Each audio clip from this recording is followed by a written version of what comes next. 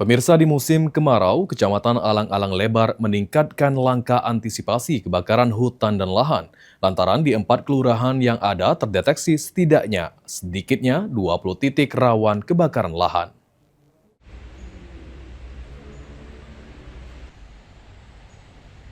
Dari data Kecamatan Alang-Alang Lebar, terdapat 20 titik rawan kebakaran yang tersebar di 4 kelurahan. Sebagian besar titik rawan berupa lahan kosong yang ditumbuhi alang-alang dan rumput kering.